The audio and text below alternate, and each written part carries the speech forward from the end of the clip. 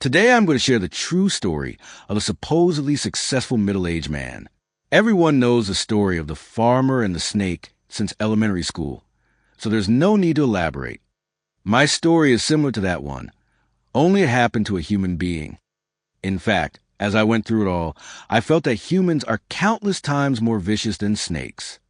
I'm a Beijing native and grew up there. My parents are both highly regarded intellectuals, working on the front lines of important state agencies. Influenced by their talents, I successfully enrolled at the School of Economics at Fudan University in 1991, a feat notable at the time. During my sophomore year, I met my wife, Chun. She was a year younger than me and, coincidentally, also from Beijing. At the time, she was the object of adoration for most boys on campus, considered the dream girl of many. She was incredibly beautiful, and from the moment I laid eyes on her, I knew she was my future girlfriend. Leveraging my many strengths, I easily won the battle. Our relationship, like most young people's, was romantic, heartwarming, and passionate. College life was fleeting. In 1995, I graduated. To take care of her first, I found a job at a Shanghai company and returned home after she graduated. Back then, finding a job was much easier for college graduates than it is now. My life seemed truly smooth sailing. When she graduated, I met her parents. Her parents were business owners, and they were quite large.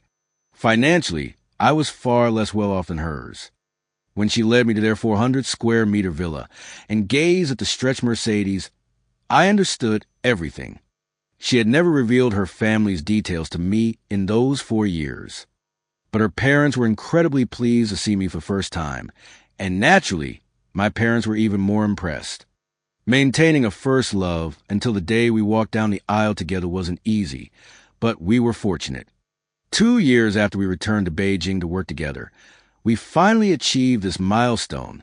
I was working for a foreign company in Beijing at the time, earning a monthly salary of 5,000 yuan in 1998, which was considered a good income. However, I was never content with the status quo.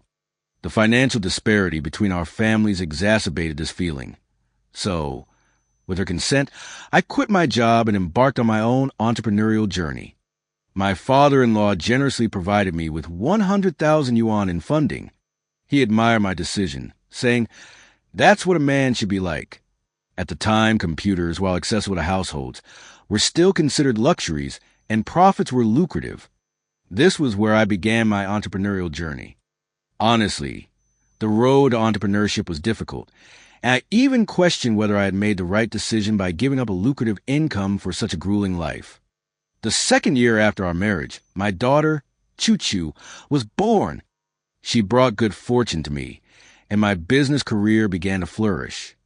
With the encouragement and support of my father-in-law, I soon branched out into other fields. My wife was my rock, quitting her lucrative job to focus on raising our daughter. She was a good wife to me, and I believe she will be a good mother, too.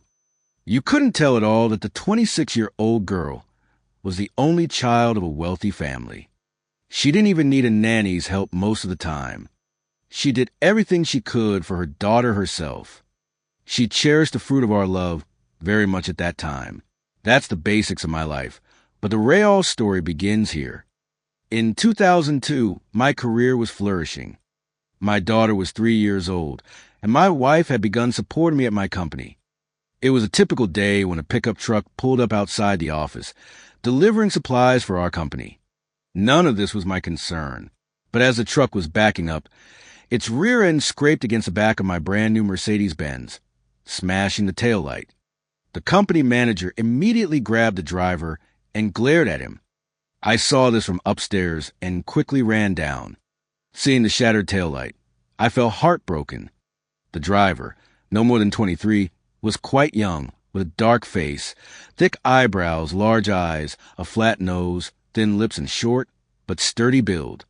He was shaking with fear, speaking with a foreign accent and repeatedly saying sorry. The manager who had come with him yelled at him, kicking and hitting him. Seeing me, he said, "Sorry, manager, this is all our fault. Our company will compensate you for your losses." At this point, There was no need for me to say anything more. The young man's pitiful condition made it impossible to pursue the matter further. So I stopped the person in charge, who was still beating and scolding him, and said, "Forget it, young man.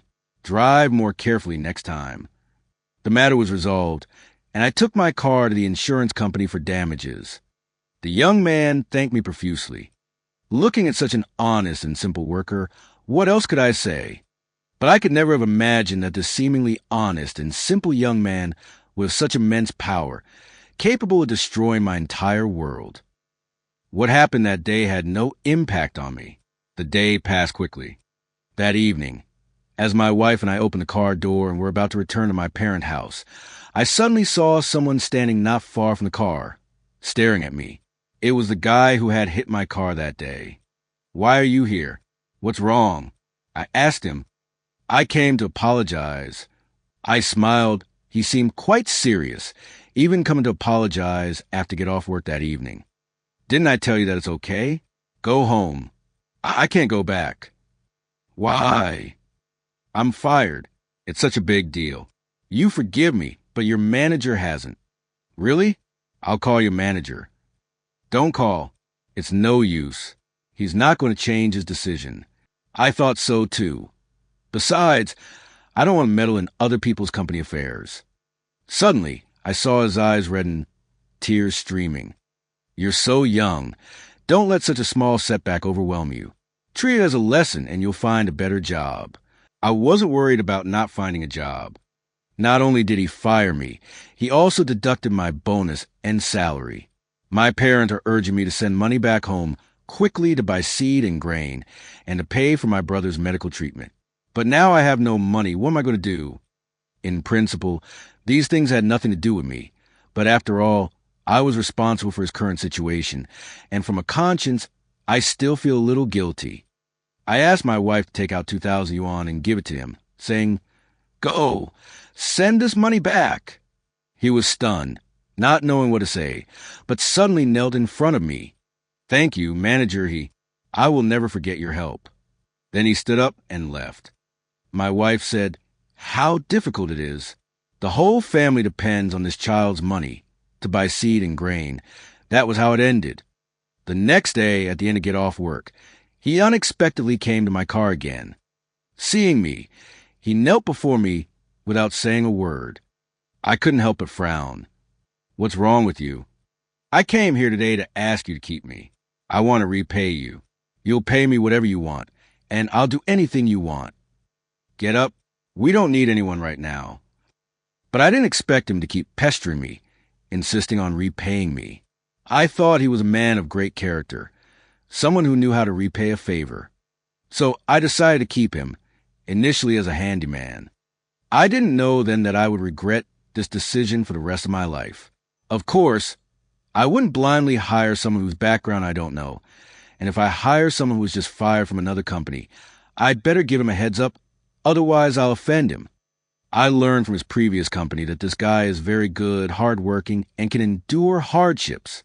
He can do the work of two people and has never made a mistake driving, except for that day. In fact, the main reason he was fired was that he contradicted his boss after returning home and was dissatisfied with the boss's decision to deduct half of his bonus.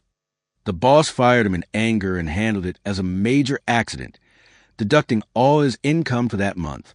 He is from Shaanxi, and I can only call him Gong here. He is 24 years old. His former boss Wu jokingly said to me, "He is a useful guy, just consider a gift from me." So I kept him at the company. By then, our company had shifted its focus to construction. I initially let him continue his traditional job of driving a truck. But after a while, I discovered he was incredibly intelligent and capable.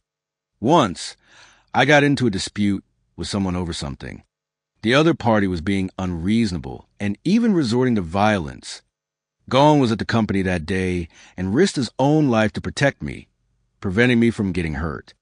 Using his strong physique, he fought off 3 of the other party until the police arrived.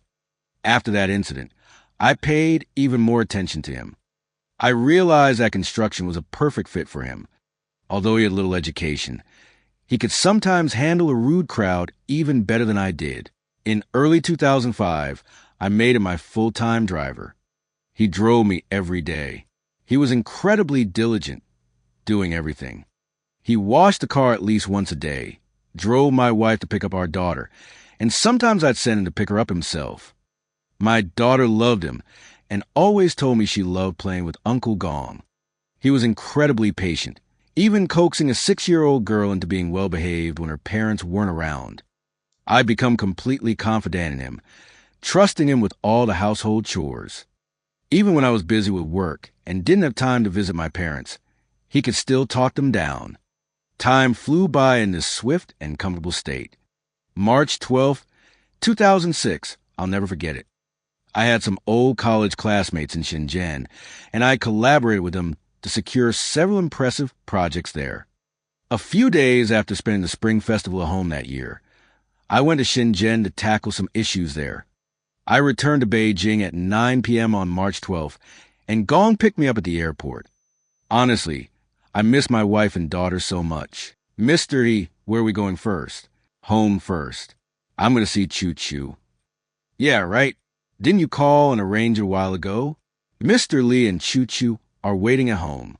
Then aren't we going back to Grandpa's? Soon, we arrived home and agreed to go with my parents after I got back. Family reunions are warm and cozy. My cousins are here today, too, so it's quite lively. Having not seen my precious daughter for so long, it was natural to spend some time with her. She pestered me with this and that, then started playing with me. We played in the living room for a while. Then she asked me to come with her to Grandpa's room to watch cartoons. We were alone in the room, and I watched with her. My daughter is very smart and adorable. But everything started with that word, everything. Choo Choo, have you been good these days? I asked. Yeah, I've been staying home well and haven't been running around. What do you do every day? Drawing, playing the piano, and Uncle Gong playing with me. Oh, what does Uncle Gong play with you every day? Drawing and guessing riddles. Just then, my daughter suddenly whispered to me, Uncle Gong is playing games with Mommy. Don't tell Mommy, I won't let you. I said if I tell you, Uncle Gong won't play with me anymore. Oh, what games are they playing with Mommy? I felt a little puzzled. I don't know. I saw it when I woke up last night. Mom said it was something adults played, and they were naked doing it. My daughter said mysteriously, and my mind went numb.